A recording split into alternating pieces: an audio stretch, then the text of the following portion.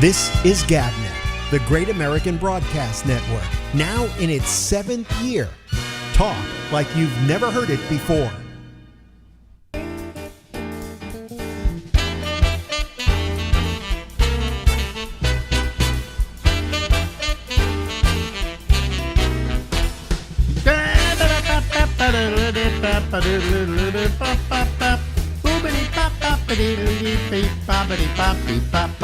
Yes, live from Harlem in New York, it's Alex, that's me, and the Ramble.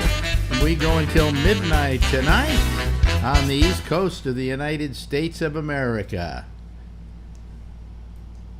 Ladies and gentlemen, once again from the West Coast of the United States, ladies and gentlemen, it's Larry Bubbles Brown. Everybody loves him. Yay!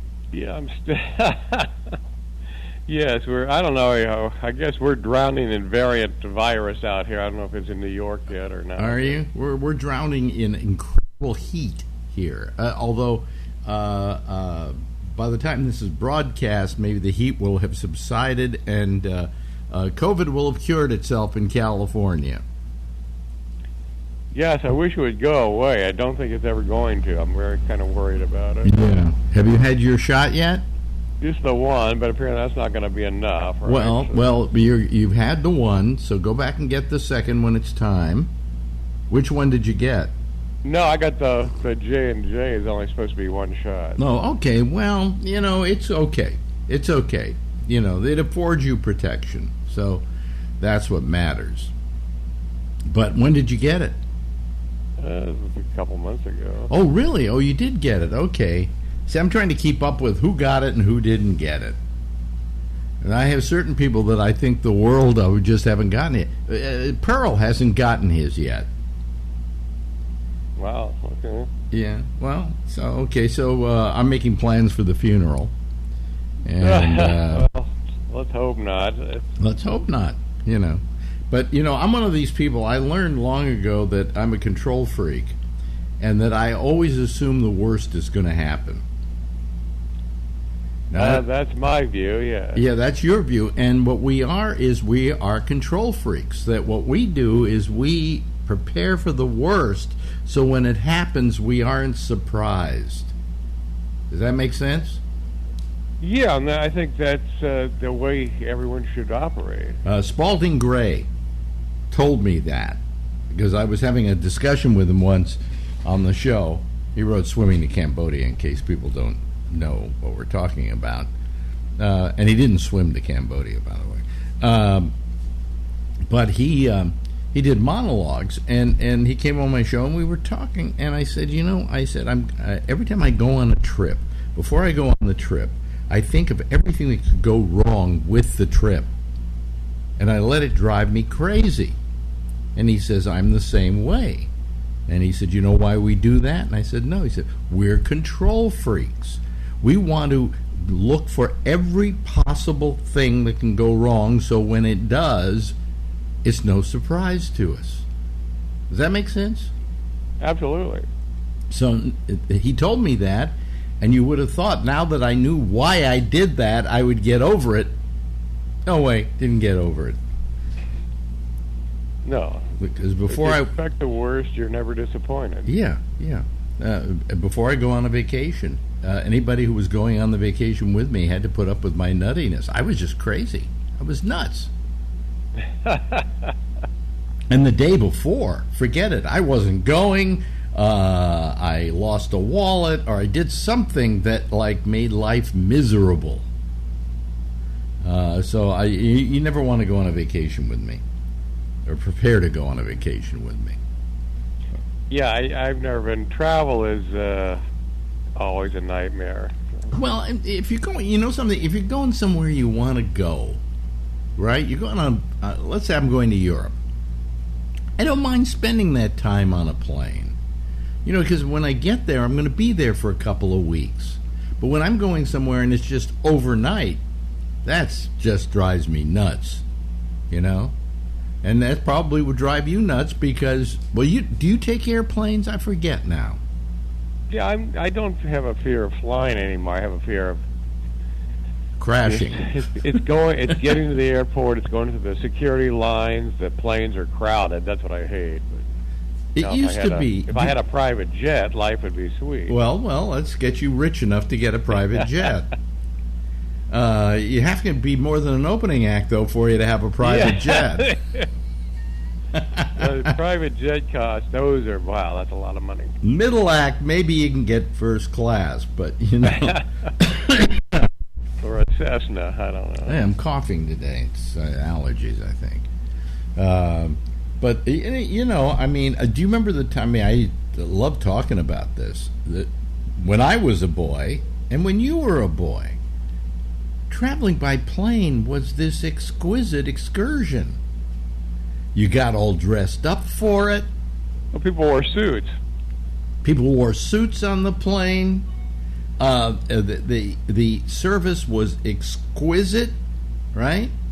Yeah. Now it's like herding cattle. It's a flying Greyhound. Well, it's an attitude of fuck you and the bus you came in on. Yeah. I mean, it's just gone. And anybody who's just flown in recent years and only learned to fly in recent years just thinks of it as this horrid event that you have to go through. But in the old days, oh man, I mean, you had the stewardesses. We didn't even have guys in that job. Okay, we had the stewardesses, and they were serving food, and the food was good. The seats were comfy. There was lots of leg room. Now you're cramped into where your knees are up around your chin. Yeah, and I think those overcrowded planes, that's a real safety hazard, cramming people in there if there is an emergency, Well, they're trying to see how many people they can get on the plane. Yeah, profit. Yeah, but anyway, so profit over people. So you never had fear of flying? I always thought you did. No, I did have a fear of flying. I've kind of gotten over it. But, yeah. What do you mean, kind of gotten over it? You still have a fear of it? I think it's less fear of dying than when I was younger. But I used to, in the 80s, when I was traveling a lot, every time I had talk about freaking out, every trip, I was absolutely convinced I was going to die in an air crash. Totally convinced. Yeah. Well, because, you're doing something which man is not meant to do. Okay? Which is fly. And so you're doing an unnatural act. So that, I think, is what worries you, is you're fighting nature. And you figure nature is going to win in the end. And, it's only a matter of gravity before you're dead in one of those things. Yeah. I often used to like to joke that don't worry about it. Nobody crashes on taking off. That's true. I remember 87% of crashes take place during landing. I remember you used to have a favorite book about this, didn't you? The black box. The black box, and it was a whole book of what? Black box recordings. They were transcripts of air crashes. Yeah, and we actually read them on the air one day on your show. Yeah, remember? And every one of them ends exactly the same way. The sound of impact.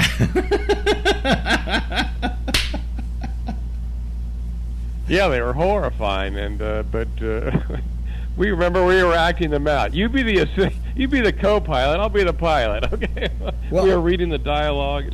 I always wondered why they had the black box. I mean, after all, once it's crashed, what do you need? What answers do you need? Well, they want to see if they can prevent that from happening again. So. Well, yeah, but most of the time you can't tell that from the black box. You can tell that from inspecting the plane and it had a bad strut or something like that. But we don't have that many plane crashes. That's the other thing. Compared to all the flights that go out every year, the amount of I don't think we've had a plane crash yet in the last couple of years, have we? The United States, I think the last major one we had, there was one about 2 months after 9/11 in New York. Yeah. It was American Airlines, and that, I think, was the last major crash we've had, so that was almost 20 years ago. Really? So, really, well, you know something? You're right. I can't remember any major crashes. So, your chances of surviving a plane flight are pretty damn good. You know. Oh yeah, versus driving, yeah, it's much safer. I'm surprised you don't have the statistics on that. You know. Yeah. But you do remember plane crashes, so that's good. So that was a bad. How's life been for Larry Bubbles Brown? Well, no plane crashes, so life's good. Yeah, right. And you got the shot, so you feel a certain safety, a certain. I did have, since we last talked, we always talk about our allergy. I had an allergy attack.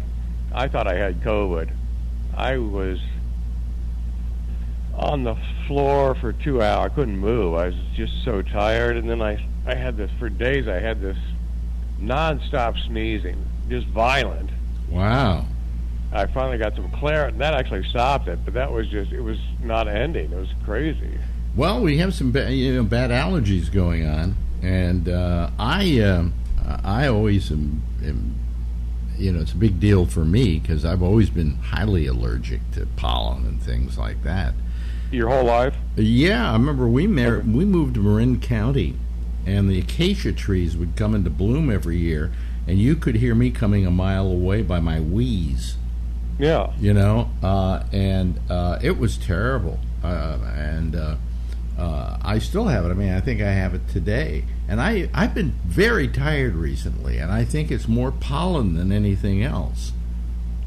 Although these allergies make you exhausted. Well, you know what happens also? My wife, and this is really, I don't know, idiotic. She loves to keep the windows open in the apartment. She says, I need the fresh air.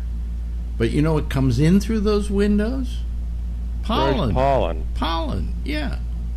And also on a hot day today, it's going to be up around 95. On a hot day like today, keep the windows shut. Don't open them because the heat can then come in. So I always told her, the reason we have so many allergy problems is because you don't keep the windows closed. You keep them open and you allow all that pollen to get in. But she won't listen to me, So where does the pollen come from in New York? There's not a lot. Central Park? Listen, I'm 6 blocks away from Central Park. I'm 3 blocks away from another park up here that's up near Columbia. And then there are trees lining the streets. So, I mean, when summer comes or spring comes, you see all this pollen on the ground. I mean, it's just profuse. I saw there's a picture on the internet of a car hitting a tree, and it's the amount of pollen that falls out. It's unbelievable. I saw that. Yeah. Yeah, it looks like this green storm. And I wouldn't be surprised if pollen is more excessive now because of global warming. I mean, I don't know that isn't just another effect of global warming. But I mean, we get very like pollen today. 7.1 is the number. I get a little thing every day that tells me, how bad the pollen is today. And sometimes that doesn't bother me when it's high, and sometimes it does bother me when I'm high. And I've been told it's because you have an allergy to different pollens. And just because today, you may be ragweed, and ragweed is low today, or ragweed is high. So, and I don't know what I'm allergic to. I have no idea. And I don't want to find out. It's too late. I'm 81. I don't need to know. It sucks. Just as long as I know it's not COVID, which is what you saw was a problem. Yeah, I thought, wow, I have it, sure, but I didn't have I think, what's the first sign, a fever? Yeah.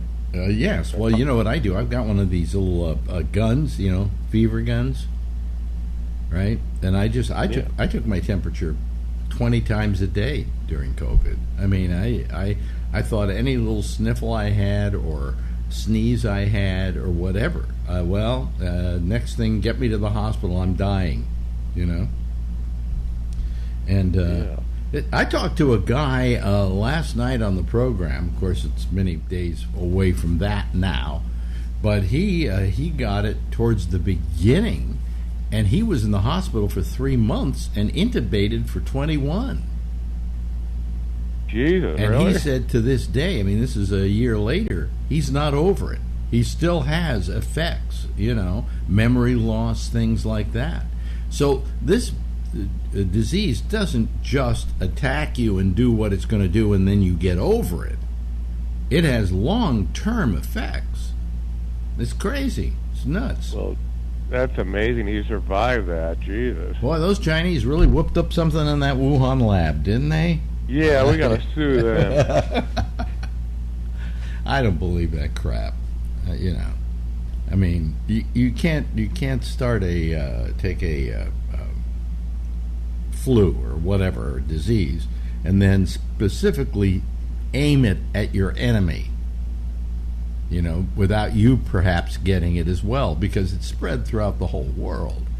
So, anyway, I mean, who knows where it came from, and I don't care. I just don't want to get it, and I don't want you to get it, and I don't want Stephen Pearl to get it, He's probably got a strong immune system. No, well, maybe it has to get through all that pot before, it can grab hold of him entirely, But anyway, hey, it's good talking to you again, Larry. Yes, Bubbles Brown. Let's stay healthy. I'm getting worried. You're getting worried. Don't get worried. You're healthy. Bye-bye. This is GabNet, the Great American Broadcast Network, now in its 7th year. Talk like you've never heard it before. And here we go. Last show of the week. Yeah. And let's see here. Nothing to tell you about particularly. Let me just do a few things here that I got to do here to make things right. Oh, we got somebody coming in here that we haven't seen in a while. Anyway, so Monday we find out whether I get inducted into the Radio Hall of Fame, which I don't think is going to happen. I definitely think it's going to be Sally Jesse, but we'll see. We'll see what happens. Anyway, I think it's time, because I really want to get to this panel, because I got a couple of people here, at least one person here that I haven't seen in a long time. And so I would like to be able to see all of them. Here we go. Let's see here. There we go. And are we, let me see here. Let me admit another person here. Hey, Ross, how are you? Hello. Oh, Ross is still trying to connect his audio. Connect your audio. Connect. He's in Australia. You see, Jeff, you can go, hey, you've got your audio up. There we go. Hi, Ross. Hi. Hi. How you doing? How's I'm doing okay. And Josh Wheeler's here. Boy, what a nice group of people I got right immediately. Ross is in Australia. Where again in Australia? In Canberra. In Canberra. And how's everything going in that part of the world? Took 18 months. We're finally in lockdown. You're in now. It got that bad? After 5 cases. 5 cases. It's all Delta, but it's all. But wait a minute. Only 5 cases in the whole country? No, just in the territory. In the territory. Oh, okay. All right. Okay. The state that surrounds us has 460. Yeah. I think there's closer to something like 600 cases active at the moment. Oh, wow. Wow. Hang on. Yeah. Wait, what are you trying to do? Fix something? How many total active cases in Australia? I didn't want to give you the wrong number.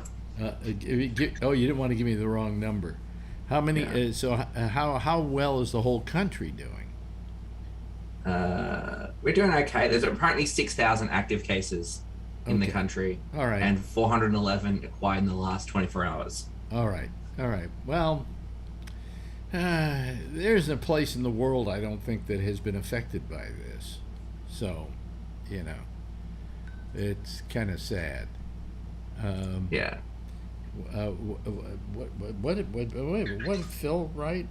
Switch the camera to panel. Oh, I see. Okay, thank you. I do this sometimes, and I don't know why I do it. There we go. There's the panel. Okay. I'm so out of it these days. I had the camera on me and not on you guys.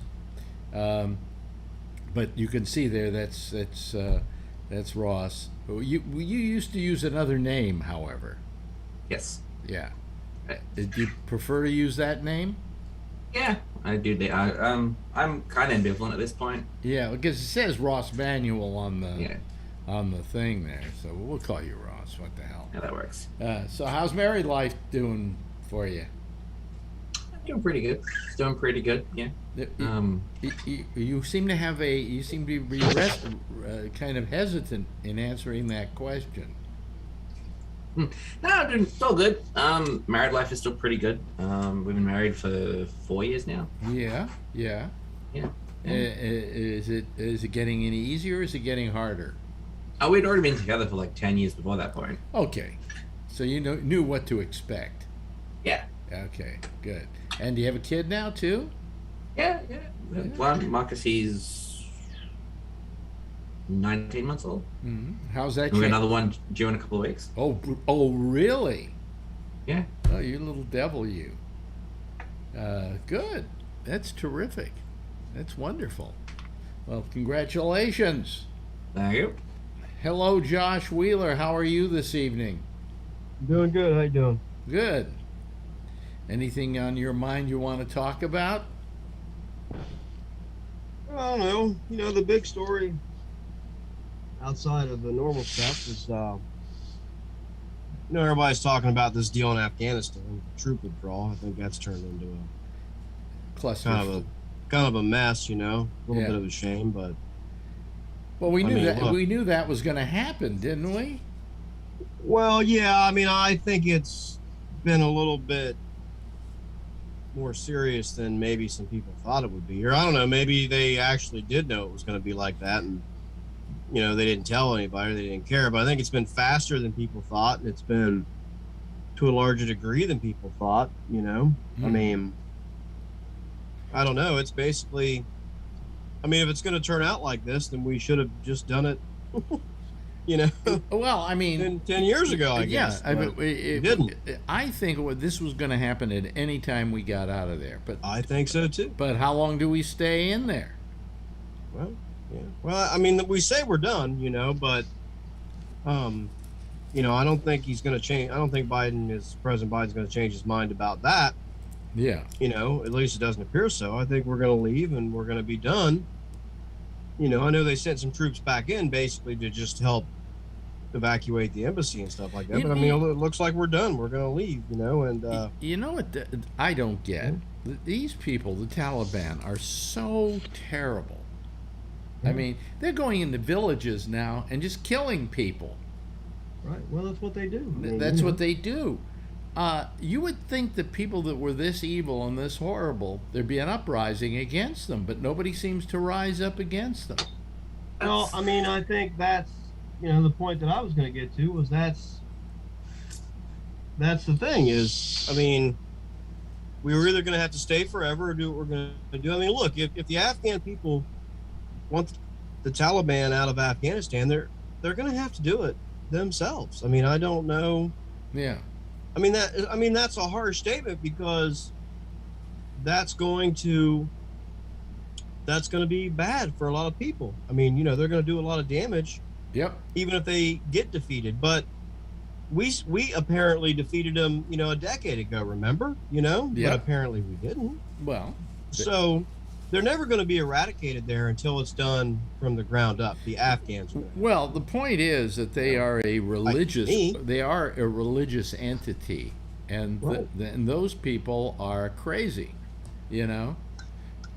And that being the case, what are you going to do about it? I mean, what are we going to do? We're going to stay there forever?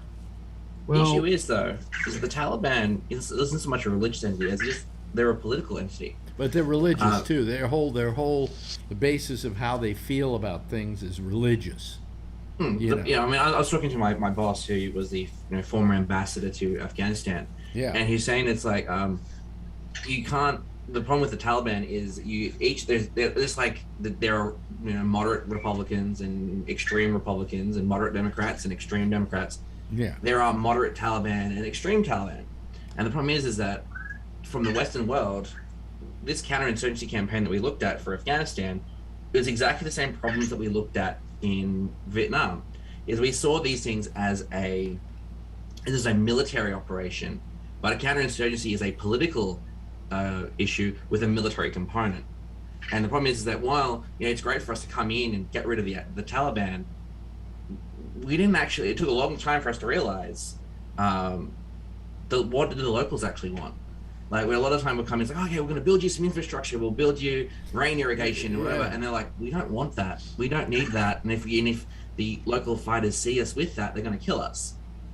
Yeah. And that's the problem, is that they're terrified of, they were terrified of working with us to try and resolve the problem, because if there was one extremist or insurgent fighter in that town who saw them working with coalition troops, it's going to be very much like, yeah, I'm going to kill you and kill everyone in your family. So now, when you hear it now, what's happening through is they go through these areas and they're getting rid of and killing all of these people. It's entirely because of they were benefiting from our assistance. Yeah. And we were never going to take complete control. Same thing with Vietnam. We were never going to win a military campaign in a country. It's very. We learned a lot from Vietnam. What we learned was you don't get into a war that you can't get out of. And we got into a war that we couldn't get out of, and so finally, I think Nixon came up with the best idea: let's just leave and say we won. Yeah, and Afghanistan history will say the same thing. Because you look at, there are a lot of parallels between Afghanistan and Vietnam that people, I think, in military and government eyes, don't want to acknowledge. They are both countries that their culture is built around foreign powers coming in and trying to invade them. Right. For the Chinese, for the Vietnamese, it was Chinese and the Koreans and the Laotians and the Cambodians. Well, in fact, Afghanistan was everyone else. It wasn't just the Chinese. I mean, in Vietnam, they had a history for several hundred years of one country or another occupying them and taking them over. You had the French in there for a while. You had the Chinese in there for a while. And when we came in, they didn't see any difference between us and the rest of them. Well, that's because in the same thing in Afghanistan, you also had a third component of a quasi-civil war between factions within that country. In other words, there are people in Afghanistan who are Afghani who support the Taliban. There are some who do not. Similar to the fact that in Vietnam, you did have some people who wanted to ally themselves with certain other factions, wanted Vietnamese independence, wanted, you know what I'm saying? I mean, there was a bit of a North Vietnam versus South Vietnam, communist rule, democracy. There was a bit of a civil war going on between that. So we were sort of players in a game where it wasn't, two teams, and Afghanistan is similar. I don't know that they're the same, but there's not exactly two teams in Afghanistan either. I mean, I don't know that the Afghanis even know what they want, as a whole. I mean, maybe they do, and I just don't understand it, but, they don't seem to have agreement. I mean, they obviously have some support for the Taliban in Afghanistan, because they appear to be doing well. Yeah. The other issue with the Afghan population is it is a relatively younger population than the rest of the world. They skew a lot younger because they have been constantly, in a state of violence from foreign aggressors, and what they perceive as foreign aggressors since the 40s, since even before then. The dissolution of the British Empire, the dissolution of the Soviet Union, the Napoleon, Alexander the Great. Mm-hmm. This is a culture where we're brought down. Is like, if you're non-Afghan, we can't trust you.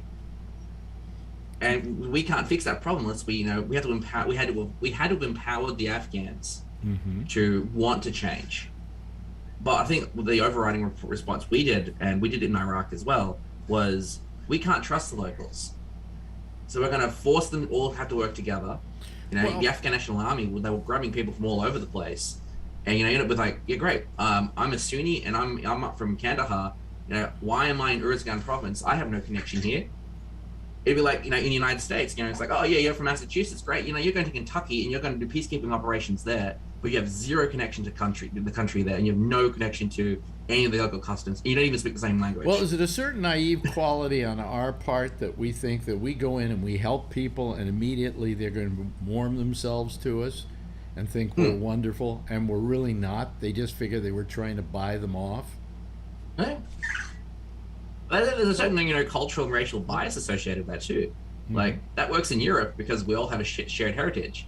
So then we project that onto other cultures. Well, we go in with an attitude that we understand this situation, that we understand what you're all about, and we don't understand anything, really, truthfully, So, anyway. Yeah, I mean, look, the Army has a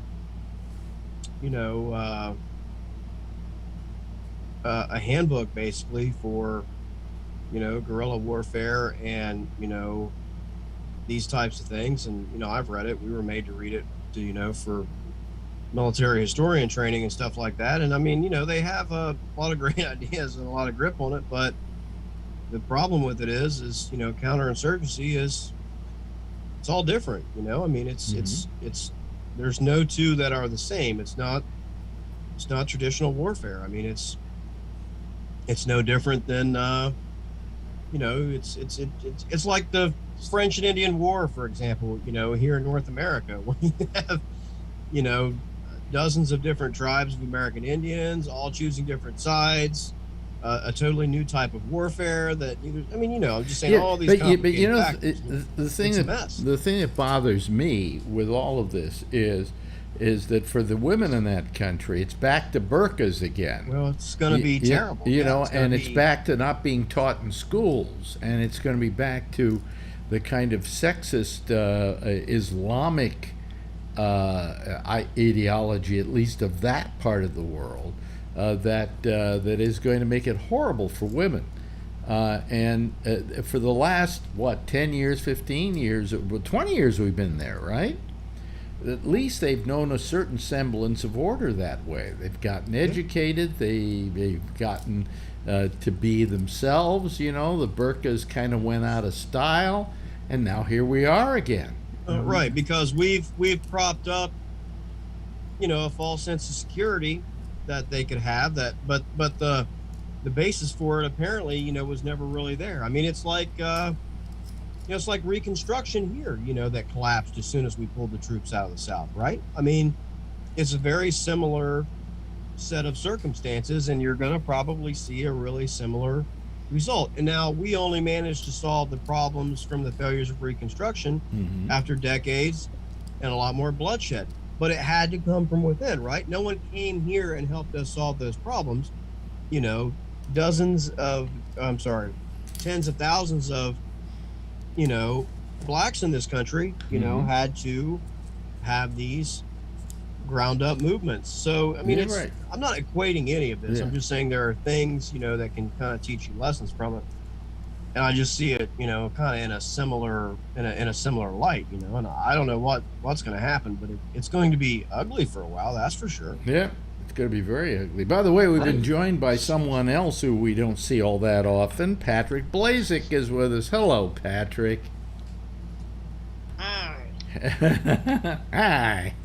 How you doing tonight? I'm not dead, so that's probably good.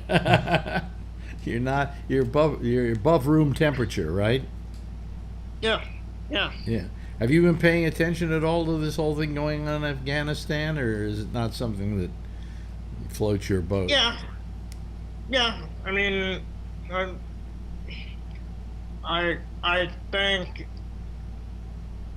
it could have been planned a little better to withdraw.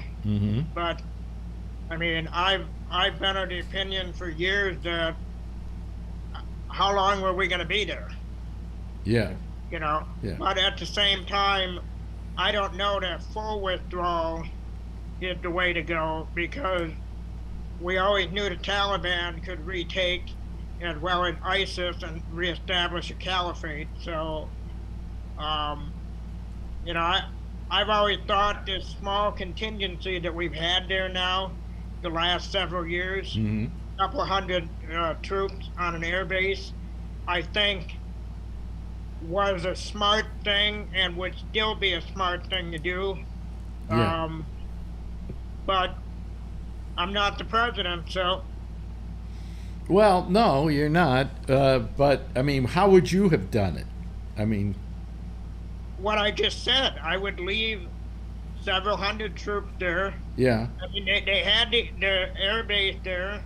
But are you saying that 100 troops were all the difference between them being able to retake the country or not retake the country? I don't think so. I think it's a matter of supporting the Afghan military and the police so that they could support themselves. I mean, they were obviously they are unable to do it on their own, and we've seen that in the past. Yeah. And I mean, one part of me says, who cares? You know, they got to figure it out on their own. And the other part of me says, well, to just leave, that opens up Pandora's box for terrorism that could spread elsewhere. Where the last several years, we've had the Taliban kind of kept, you know, ISIS has been gone, and everybody's been kind of stable. So, you know, but we've still had a certain component of American troops getting killed over there. Well, yeah, but we have that just with our base in South Korea. There's always a chance that you're going to have a North Korean sniper. Do you think? Do you think that I'm asking all of you this question? Do you think the Taliban thought that all they had to do was wait the United States out, and eventually we'd go home? Absolutely. Yeah. I mean, look at the way Osama bin Laden was. I mean, he didn't have a care in the world. The guy just waited everything out, and I mean. Well, he waited everything out till we killed him. But, right. You know. But the serious point is they are very patient people, very much like the Vietnamese. Yeah. I mean, especially, I should say the Viet Cong, because the Viet Cong lived among the South Vietnamese, and they were very patient. And they were the insurgents that helped. There was a difference though. There was a difference though between the North Vietnamese or the Viet Cong, and this situation, because to begin with, and this was something people didn't realize. You know, as I said, the Vietnamese never really hated Americans, but they were just another invader, in a series of invaders. Ho Chi Minh, okay. Based his constitution on our constitution. He was trained, he was taught in America, and he loved America. And what we did is we made him begin to hate us, is what we did, you know. Right, but what I was getting at, Alex, is the Viet Cong were patient as well as the North Vietnamese because they knew that there's no way that the United States would have won. Mm-hmm. I mean, goddamn, look at what happened in Iwo Jima or any of the islands in the Pacific during World War II. They tunneled underneath, they lived in the rocks. Yeah. I mean, the Americans eventually became successful, but damn, I mean...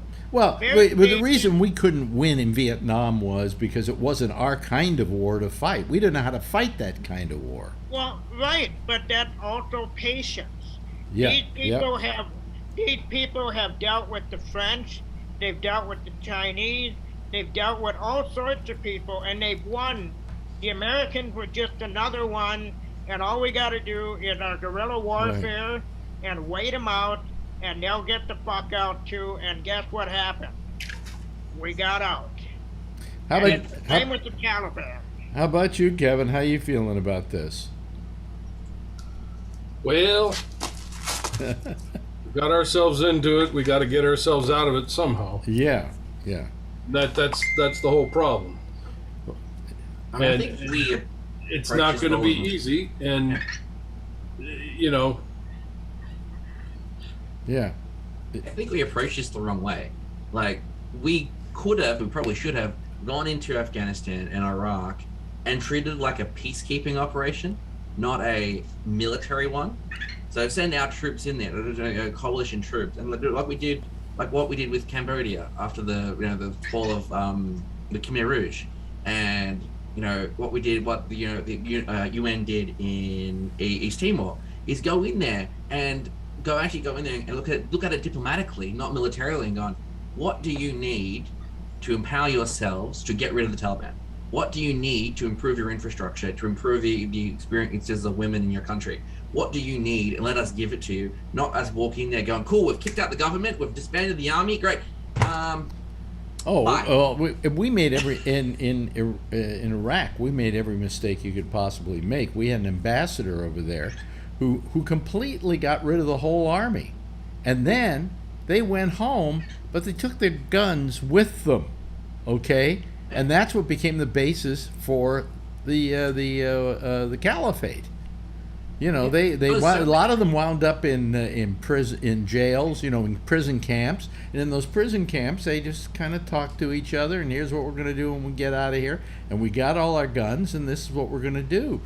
And we just fucked that whole thing up so terribly that there wasn't going to be a good outcome there.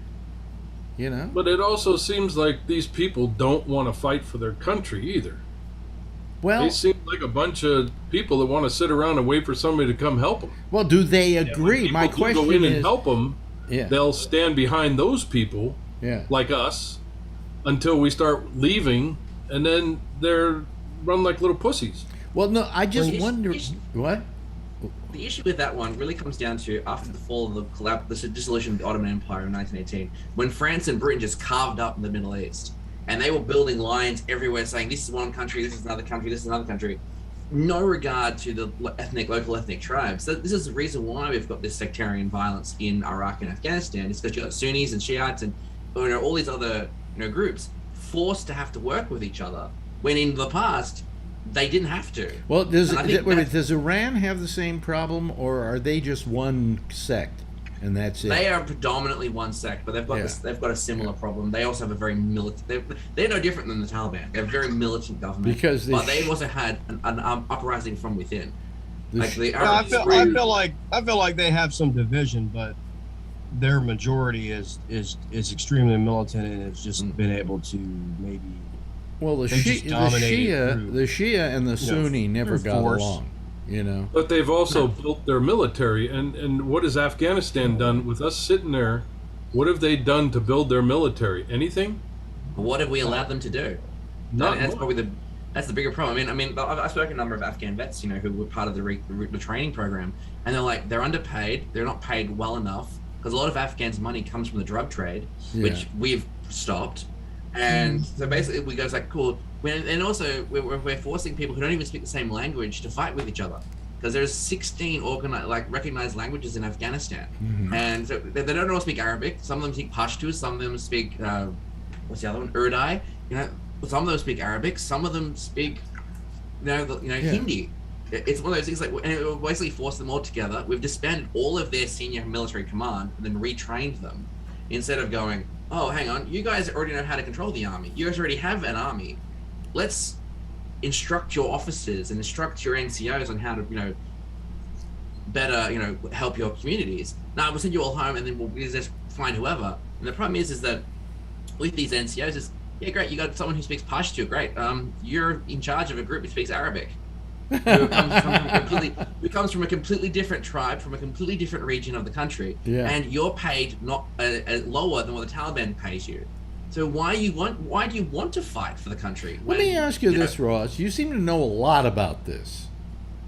Where did that come from? Is it just a subject that you've enjoyed over the years, or is it something that you do in some way professionally? I'm gonna see if I can. There. What? I can't see it. The Australian War Memorial. The Australian what? I work at the Australian War Memorial. Oh, okay. All right. And my current boss is the former Australian ambassador to Afghanistan, and my previous boss was the defense minister that committed Australian troops to Afghanistan. Oh, okay. So I have a lot of primary sources. You have a lot of people who taught you about Afghanistan. Yeah. And I think that's one of those wider problems. Well, it's a very complex problem. Our problem is we usually go into places that don't have anything in common with our culture, and then attempt to think that if we apply our culture to them, it's all going to work out. I mean, we did the same thing. I think, if you think you want to blame Biden for this or whatever, I don't really think you can, but either way, but I guess I think that in the end, this is not at all going to help, the historical legacy of the, George W. Bush presidency. I mean, listen, his foreign policy over the last, 2 decades has now slowly but surely borne itself out to be not good. I mean, I don't know, maybe some people might think it's good. I'm just saying, look, this seems to be a bit of a mess, right? I mean, Iraq's not, I don't know anybody that really goes to Iraq for, vacation or anything, so it's not exactly... It's not a vacation spot, no. Let me ask you this, though, to all of you. Do you think that, for instance, we made a big mistake in getting Saddam Hussein out of there? That, in fact, he was the one person that was, by his what can we call it, his iron-fisted rule, he was keeping those two groups of adversaries, religious adversaries, away from each other and from hurting each other. And that he kept that country in line, and that we were better off having him in there, keeping the stability in that area going, than saying, oh, well, he's just a dictator, we have to get rid of him. Yeah, because why have we gotten rid of the head of Saudi Arabia or the Shah of Iran or Kim Jong-un? Because there's no reason why we need to get rid of them. Saddam was contained to Saddam. Yeah. To Iraq. He actually had his people constantly on edge with each other. But I think, even if you wanted to remove these people, so let's say we concede that point, the way that it went about happening was not the best way, probably. Mm-hmm. We should have found a different way. Now, I don't know that I can sit here and say, oh, I know exactly how we should have done it. Like we just talked about, it's very, very complicated. But I think it's pretty clear that going in and hunting him down and hanging him was perhaps not the best way, right? I mean, and same thing in Afghanistan. We basically threw a bunch of people out. We didn't really have a good what's next, I mean, obviously our military can evacuate a group of people from a plot of land. I mean, sure we can. We have all the bombs and guns and troops and planes in the world. We can make you vacate your position anytime we want. What we're doing right now is we're sending 1,000 troops. Was it 2,000 or 1,000 troops over to something like that, Afghanistan to get the Americans and the people from the embassy out of there. Which means, of course, we're not going to have an embassy in Afghanistan, and it will be years, possibly centuries, before we ever have a relationship with them again. That's what I was saying a minute ago. Was so what kind of foreign policy legacy really is that going to be for the Bush administration? I mean, it's not right. It's not going to. I don't think it's going to look favorably upon him. When we talked about this a couple weeks ago, when the next C-SPAN rankings come out, probably going to drop a couple spots. I would say. I don't think he cares. But probably how it's going to work out. Jeff, any thoughts on any of this? Jeff, you muted, Jeff. Oh, Jeff, you're muted. Jeff. The more and more I listen and think about this, there's no good solutions. It's just terrible. Anything you do, you're going to be damned. That's right. Yeah. And I think you got to get out of it and cut your losses. Yeah. How about you, Alan? Any thoughts? I agree with Jeff. I think it's time to move on. It's time to move on. Cut bait and get the hell out of there. Cut bait and go. And if Afghanistan can't put up for themselves, I don't know. We tried. Josh, you started this whole discussion. Does that sound pretty much like the answer is just get the hell out of there? I mean, it's what we've done. I mean, at this point, that's probably what we're going to have to do. I mean, the Afghani people, to me, have not demonstrated enough will to take some of this into their own hands. Yeah. I mean, I mean, it's a terrible position in a way, because the aftermath of that is going to be some cruelty. I mean, if it wasn't Vietnam, I mean, but well, I don't know what we can do. I heard tonight that part of the problem in Afghanistan, and the reason why the populace isn't rising up against the Taliban, is because the Afghani hierarchy and the people running the country are supposedly incredibly corrupt. Well, there's maybe that element, and then my thought has almost just been, perhaps there are more Afghanis who are actually more supportive of the Taliban and their sort of religious theocracy-based government than we thought. I mean, maybe that's not true. Maybe I'm completely wrong. But it just seems like there obviously is, because they don't seem to be putting up much resistance at all, right? At all. I mean... No, they're not. There's no resistance there. There can't be a shortage of weapons and things of this nature. Well, in how many weeks? I don't know. Maybe there is. How many weeks has it taken for them to take over almost 2/3 of that country? Not many. A couple months, right? A couple of months at best. At best. It's not been very long. Yeah. I mean, they just don't seem to be putting up almost any kind of... I mean, listen, I don't know. This is just me. But if I thought that I was about to be taken over and basically forced back into a life of, quasi-slavery or whatever, I mean, you think these people would be throwing rocks at these guys if they had to? I mean, they themselves would resort to guerrilla warfare for guerrilla warfare. Like, we're going to do what we've got to do. But, I mean, I haven't seen it. So I wonder if... When we were there... I don't know. Patrick's got his hand up. Patrick? Now, and to what Josh was saying, think about this. We've been there for roughly 20 years. Imagine being a child that has grown up in relative democracy, so to speak, with, especially females, with the ability to do pretty much what they want, still within Muslim law that, the Afghanis have. And now the Taliban, who are more of an extreme version, now their whole lives are changing. So for 20 years or 18 years or 16 years, these kids have grown up in a relatively free society, and now it's changed. And like Josh was saying, you would think if they didn't have weapons, they'd be throwing rocks or something to try to maintain what they had. Yeah. Well, I mean, I know it's strange of me to bring it up this way, but I kind of liken it to, I think that the part of the country they've taken over, the 2/3 they've taken over, is primarily wilderness and desert and mountains and things like that. Okay, it's the somewhat of the outer regions of the country that are heavily Islamic. All right, the city is probably not heavily Islamic. It's probably more, a big city.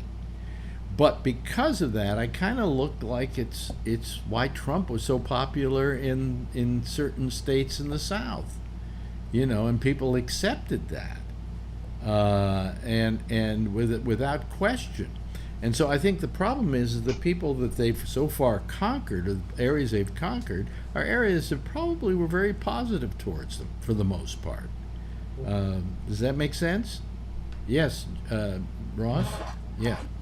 The other thing looking at that is, you saw this during the Second World War when the Allies would come and liberate a town, particularly around Netherlands, is that everyone would come out and be like, yes, we're free, we're liberated, yay!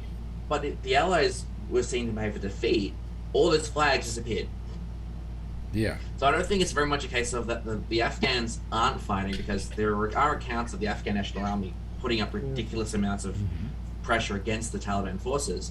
It's also a case of the local populace have seen what the Taliban have done to sympathizers for the government. Like they were like, I'm not going to say that I support the government because the last time someone did, they killed their entire family.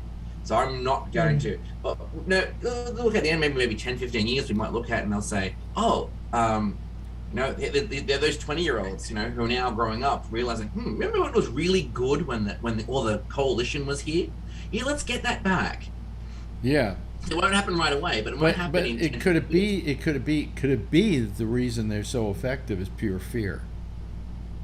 And then I'm sure that's. I mean, there were some people, for instance, in this one town that I saw tonight, that there was a group of 14 people that were resisting, that were shooting at them. So they rounded them up, shot them in the head. Yeah, I mean, there's that fear that if you rebel against the Taliban, they're going to take care of you in quick order. So, I mean, Alex, what? It's almost like the Romans. That's why they put. I think that's why they put crucifixions up and they crucified them, because that's what you do when you break the law. We're going to nail you to a cross. Well, it looks great. It also great. It's a really cool look for church iconography. So it's a spectacle of feel like this is what happens if you cross us. We're going to nail you to the crucifix. Well, certainly that was a good example of saying to people, okay, here are people that disagreed with us. Look what happened to them. By the way, you know how people died from crucifixion? Was that the blood, Alex? How they died from it? Was it no loss of blood or no? No. Dehydration. No. But you're close. Asphyxiation. Really? If you hold somebody up like this for a period of time, I've got my arms out, and hang them by that, eventually their lungs will collapse, and that's what killed them. Yeah, it wasn't just being up on the cross and, as you say, dying of dehydration. It was asphyxiation. And as I say, look really cool on a pendant. So Who said that joke, Alex, with the crucifix? Remember what? Oh, who was it that said that? Yeah, it was Bill Hicks, who said, "Do you really think that the Jackie O, if she came back, would like to see everybody wearing little rifle pendants on them?" That's funny. I know I shouldn't laugh, but it is funny. So anyway, what else is happening in the news, folks? What's the big news item down under? Oh yeah, okay. COVID. Aside from the pandemic and how the state governments are at war with each other on vaccine rollouts. But now you say they're at war with each other. What, on whether they should give them or how they're going to do it? He did. So the federal government organizes X number of thousands or million doses to be delivered to Australia, and then the states are, have been arguing with each other that their state deserves more of that percentage of the vaccine. I see. But isn't there enough vaccine to go around? I know there was a time here when we didn't have enough to go around, and now we've got enough to go around that we're sending it over to other countries to help them. Australia banked very heavily on the AstraZeneca vaccine. We can produce it locally, and it's no longer considered the chosen vaccine. Yeah. So, and because of that, all the Pfizer and Moderna, which comes online next month, we had to import from it. We couldn't produce locally at the time, so we were then prioritizing Pfizer to specific groups, and then basically in order to deal with this various lockdown, the pandemic is they're thrusting AstraZeneca back at people, going, yeah, you can take this one, you can take this one, you can take this one. And people were like, I don't want that one, I want Pfizer, I want Moderna, I want the ones that have been proven to not kill me. Yeah. And because of that, they're basically so the states, because for example, New South Wales currently has a massive lockdown. It's been going on for 7 weeks. Now, have you been vaccinated? I am not eligible yet. You're not eligible yet. I'm 34. I'm not eligible to be vaccinated yet. Wow. Yes, Alan. Ross, what part of Australia are you in? Canberra. Regional southern region, New South Wales. So I'm like an hour north of Canberra. New South Wales. Yeah. Yeah. Okay. I have friends of mine in Sydney that are in their 70s, and they were waiting for the Pfizer too. because a lot of the problem with AZ or AstraZeneca was in older people, and they just decided they're going to go ahead and get the AZ vaccine yesterday. They can't wait. The AstraZeneca is obviously a better choice than COVID, and Pfizer and Moderna are better choices. But if your country doesn't have them, what are you going to do? Well, it's kind of like certain people I know went out and got the Johnson & Johnson here when there was not a lot available of other stuff. So, you do that. You take what's best out there. According to the CDC, less than 20% of the people in our country have got the Johnson & Johnson. Less than 20%. Yeah, my friend Larry Bubbles Brown got as of the news yesterday. Larry Bubbles Brown got the Johnson & Johnson. He's the only person I know of that got the Johnson & Johnson. Yeah, I only know one person also. Yeah. Like, the problem with our rollout, though, is that we're still very much like how you guys were at the start, where, Category 1A, Category 1B. But I don't know whether or not they're relying on dates or on percentage of the people who are eligible in those groups get vaccinated. Yeah, but you would seem that, for instance, with all that we went through, that the lesson should have been learned, and Australia should say, well, here's how we should do it. Right. But we banked on the fact that no one could come here, and that was what we relied on probably way too much. Is that we actually stopped listening to what the advice. So if nobody's being allowed into Australia, how the hell does the what do you call it virus, the new virus, get through? Trade ships, Delta. All our stuff still relies on shipping trade. Repatriated Australians coming from other countries, politicians, diplomats, they still have to. There are people who still are allowed to travel. Yeah. With exemption, and it's come in through one of our quarantine systems. Well, you'd think they'd be putting a needle in their arm before they left to go anywhere, or when they were coming back. If it was available. If I recall, the reason why in Sydney it's got so bad, the Delta variant, was there was a repatriation flight from either India or Europe, one of the two, and they were asymptomatic. They were in hotel quarantine, and then they spread it to someone else who was in hotel quarantine. Who left, and then that's how it got into the community. Well, it seems to me is that you have a positive in this, and you have a negative. One is you're an island. That's a positive because you can keep anybody out you don't want to have come in. On the other hand, the negative is it's an island, and if you get it, it's going to run rampant and has nowhere to go but throughout the population. Am I right? The advantage we do have is that it's one Australian to every 4 miles. Yeah. So we have that going for us. You have that. How is New Zealand doing? They have 0 Delta cases. Yes. Right. Yep. And I think they're your closest big neighbor, right? And I think they also, if I'm not mistaken, in the very beginning were very low as well. Yes. Just all the way around because they attacked it immediately and took measures. Lockdowns. Yeah. Yep. Australia and New Zealand were the first 2 countries to suspend flights from China and from Europe, and then from the United States. And New Zealand has basically said, if you're not already in New Zealand, we don't want you here. Well, you see, that's there was a brief travel bubble between Australia and New Zealand, but when the first Delta cases appeared in Sydney, New Zealand said, no, that's it, no more. Wow. Yeah, because I was going to ask you this. What? That's ingenious what he just said, because I wonder, we should have probably did that. You got a week to get back home, get everybody back where they're supposed to be. We should have just stopped all flights. Well, we made it with first of all, the big mistake is that our president said no more flights from China. Well, that wasn't where it was going to come from. It came into New York from Europe because it had already invaded Europe. And the president didn't do anything to stop flights from Europe. And so consequently, New York, I mean, I can't tell you what it was like here, but I remember it. 900 people a day were dying. 900.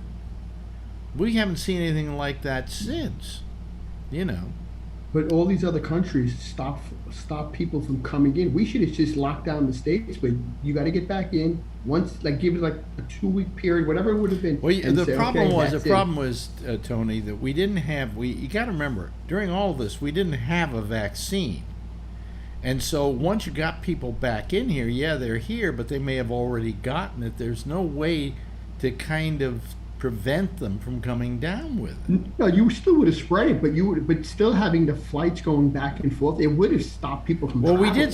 we did stop a lot of it from coming through. What you needed to add was a quarantine once they got back, and that's what we did. We have islands that surround us, and I think I mentioned this last time I was on, where all the repatriated Australians spent 2 weeks on an island off the coast, and if they were sick, we treated them. But if they showed zero signs, they were allowed to reintegrate with the rest of the community. And then But how did you once they were on those islands? How did you separate them while they were there? Individual quarantine shelters, yeah. There's a lot of FIFO camps for mines and things like that on these islands. Boy, Jeff, what's the population of Australian people? Right 26 million. Yeah. How many? 26 million. That's about, if I'm not mistaken, that's about California, 10 million. Oakland has a larger population. 10 million more than New York City. Yeah, you're right. There's 2.3 million, I think, in Queens alone now. Yeah. And a geographical country the size of continental United States. Yeah. I think when I was there was only 16 million. Yeah. Yeah. Which was... Well, you're an old guy. A long time ago. But anyway. Yeah. When I was a boy, there were only 16 million people in Australia. Yes, Alan.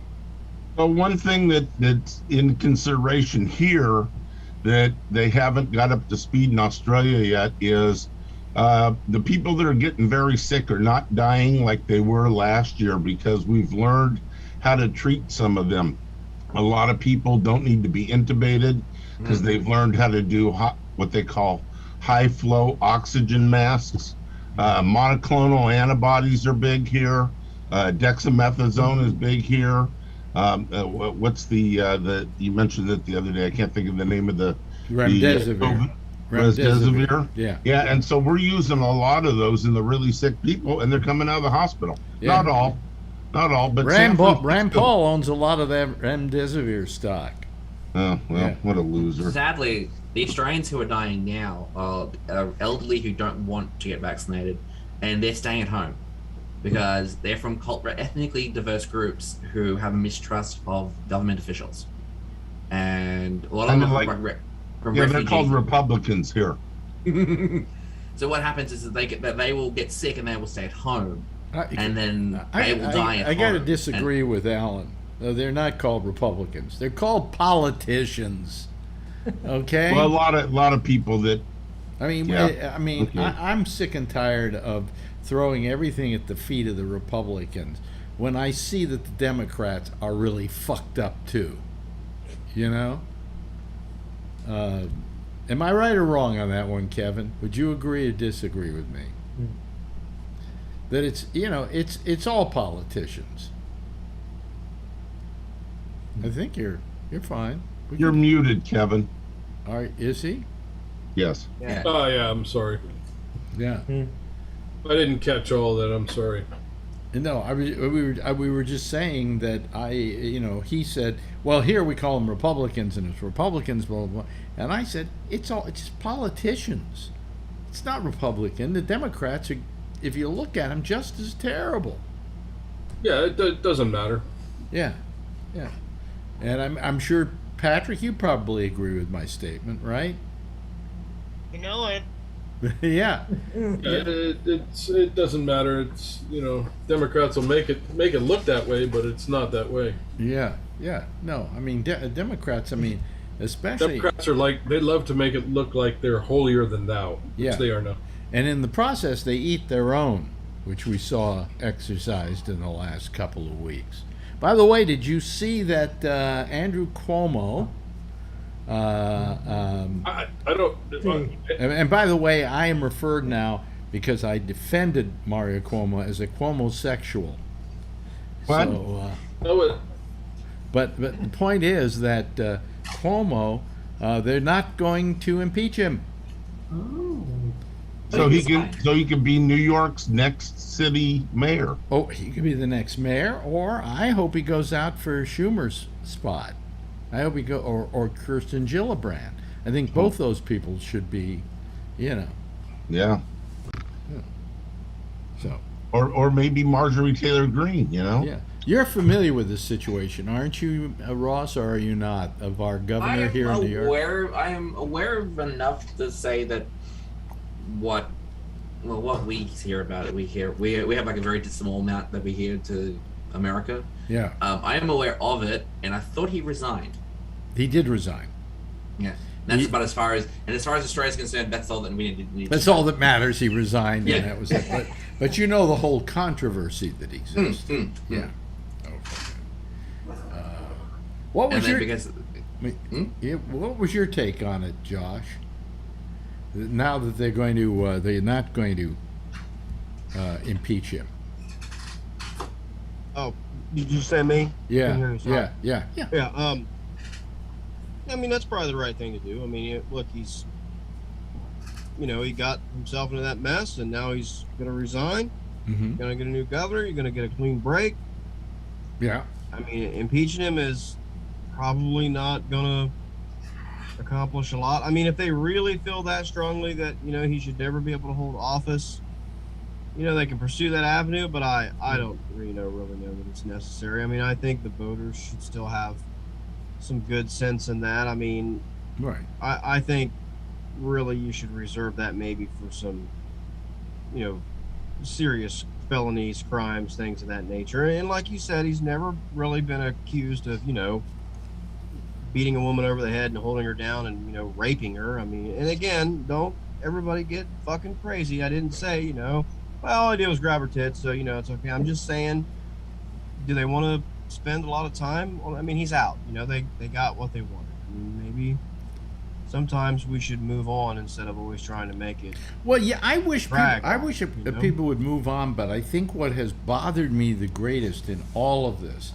is turning on the late night TV shows and seeing them making jokes about it, and attempting to humiliate him.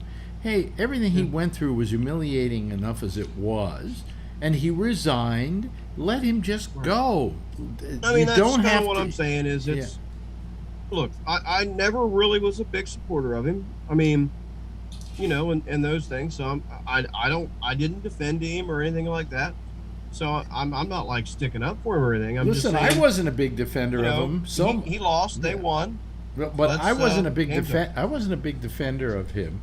So much so that my neurologist once asked me who the governor of the state of New York was, and I didn't know.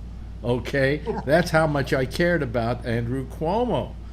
But once the COVID thing happened, he did such a good job at taking care of it and giving the pep talks. And he was on TV every day, and he was telling people, wear the mask, do what you got to do. And he literally took the curve and with the help of New Yorkers, bent it in the other direction. And I will never forget what he did for this state during that period of time, especially when we had a national administration that was going in the opposite direction and trying to defeat all the work that could be done to try and stop this thing. Yeah, I mean, he lost, and they...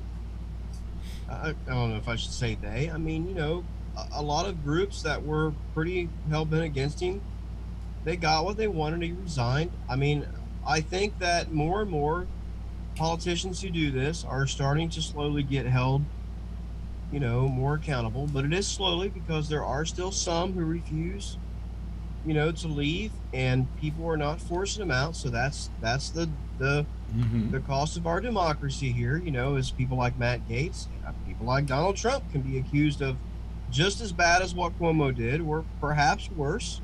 I think, in the case of maybe Gaetz or whatever, and, they're allowed to stay. Well, to even equate him to Matt Gaetz, I mean, none of the things he was accused of rose above a misdemeanor. Right. Okay? Yeah, so that's what I'm saying. I mean, I don't know how long an impeachment would take in the state of New York, and it would. Let me put it this way: it would take a while, and it would be expensive. Okay. I mean, it probably would, and to me, it's like he left. Okay. Mm-hmm. He left. He's disgraced. Right. He's probably not going to be able to run for anything else. Could you guys maybe like pave a fucking road or something? You know, I mean. Yeah, well, I mean, I think it's I think it's time that we allowed him to just leave. You know, he quit. He did what you wanted him to do, and now, but don't suddenly start dancing on the grave. You know what I'm saying? Right. That's unstable. And you know, I mean, look, and you know, he's gone, and you're going to get a new governor, and it's a woman, and that's going to make a lot of people happy, and. Oh yeah, we're getting a skirt. We're getting a chick. You know, a lot of people are getting what they want here. So, yeah, and you know, a lot of them are probably right. Yeah. So it's fine. I mean, but yeah, you know, I don't know that it needs to be pursued. You know. By the way, she's going to be the first female governor ever for the state of New York. Right. So you know. I mean, I don't see this situation the same as maybe I did or other people did. The situation with Trump. Who I wanted to bring on this program was a danger to society. Who I wanted to bring on this program was a guy I became friends with years ago, and I sent him a text, but he didn't get back to me, and I just don't, you know, at this time don't know if it's even the same phone number anymore. It got delivered, but I didn't get a reply back, and that's David Patterson, who took over from Spitzer when Spitzer was disgraced, and he became governor. And I wanted to do an interview with him, really not so much asking him what he thought of the whole thing with Cuomo, but what it's like to have to take over as governor from a governor who was largely liked, who got disgraced. Right. You know, point, and what that's like, because everybody's sitting there with their arms folded, going, "Okay, show us," you know. Mm-hmm. Now, he had, I think, something like 3 years, 4 years or something, 3 years as governor, because they got rid of Spitzer in about a year. So he had at least 3 years. She's only going to have about a year. Then no doubt she'll run for governor, you know. Sounds like it, yeah. Yeah, but... we'll see. Yeah. But, you know, like I said, I didn't see this, don't see this as you know, yeah, like the Trump, the second impeachment, and the talk about barring him from office and everything. I mean, yeah, you know, look, like I said, I saw Trump, still see Trump as someone who is pretty dangerous, and we didn't even go down that avenue with him. So if we can't even, you know, go down that sort of avenue with well, in case I'm ever asked, I guess we tried, you know, but I mean, I still don't see. Okay, but if I'm asked by my neurologist who's the governor of the state of New York, who am I going to say? Come on, people, anybody know? Get you like a flashcard or something. Her name is Hochul, I think, isn't it? Isn't it, Jeff? Yeah. Nobody knows here. Huh? Still Como. It's still Cuomo, right? Until a week from Monday. And say Roosevelt. Yeah. Yeah. No, it's a Hochul. Close enough. Is that how it's pronounced? Hochul? Something like that. Anyway, so she's going to be governor, and I hope that, you know, that she keeps the same kind of attitude with regards to COVID that Cuomo did. I mean, he was pretty consistent in it. And we need that to keep happening, because the death rate is going up again in New York. It was 14 today, so not good, you know. But it's terrible. How's it doing in California? Anybody know? How's what doing in California? The death rate. Oh, I don't know. Where the positivity rate in San Francisco has dropped from 6.5 at the start of the Delta thing down to 5.5. Yeah, okay. 5.5. Well, wait a minute. Yeah. Let me get this right. I'm looking at a chart here. 5.05 today. Yeah. So the rate's going down now that people are masking up and getting shots, I guess. Okay, but what's the death rate in California? They don't list these death rates anymore. They used to have the death rate on the screen all the time, every day. Yeah, I don't know. You know, and they don't anymore. I know we're around 606,000 nationally. Yeah, well, in San Francisco, the head of the San Francisco Zuckerberg Hospital said they're not at capacity yet and don't anticipate being. Is it called the Zuckerberg Hospital? No, it's called the San Francisco Zuckerberg San Francisco.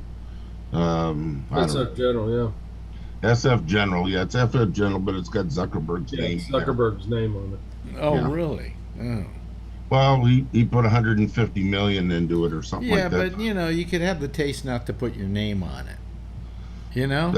That's not his style. I mean, what do you want it to say, Alex Bennett? Aren't they starting to require vaccination proof now indoors in San Francisco as well? Yes. Yeah, they're talking about doing it 100% bars, restaurants, everything. Yeah, well, I got my passport right here. Absolutely. Probably all of us have, except for. Do you have these in California? Yeah, California has one something like it. 4 weeks, yeah. Hold on a second. Let me.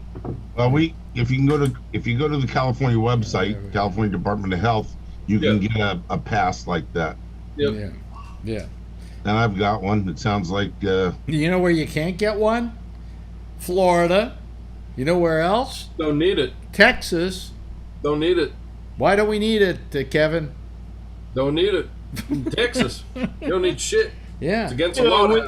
They said what? I said we never discussed it, but at some point we're going to have to sort of address the hypocrisy around how important it is for your local governments to make decisions and how important it is for your local school boards to run your local schools, and it should be between your teacher and your child and your local school district and all that. But then when that local school district does exactly that and decides on a mask mandate, you have a governor who decides, no, they can't do that. That's that brings up another subject I'm a little pissed off about. My daughter started school, and I was told by the principal during the summer that we got all kinds of COVID money and we're going to hire more teachers and we're going to have smaller classes. And my daughter went to a school and there's 10 more people in every class. Well, so much for that. And my thinking there is we don't even really need to discuss whether or not you should be wearing masks or any of that. I'm saying it comes down to a simple form of, exercise of powers, and how that exercise of power has been decried for decades now by conservatives, and now suddenly they feel the need to use it. They're engaged in it. I mean, because it was something that they didn't agree with suddenly. I mean, it's an incredibly hypocritical stance, and we didn't really talk about it, but you could go on forever about it. I mean, it's a joke. Yeah. That's what you think. That's what you think. Yeah, exactly. Let the school boards decide. Well, we've certainly had a lot to talk about tonight, and it all started because we had Ross Manuel call us from Australia, and tell us what was going on there. One thing led to another, and then we suddenly found out he was an expert in Afghani politics. Anyway, that's good too. Anyway, I got to get the theme song going here. I got to thank Josh. Oh yes, Jeff, you have something you want to say?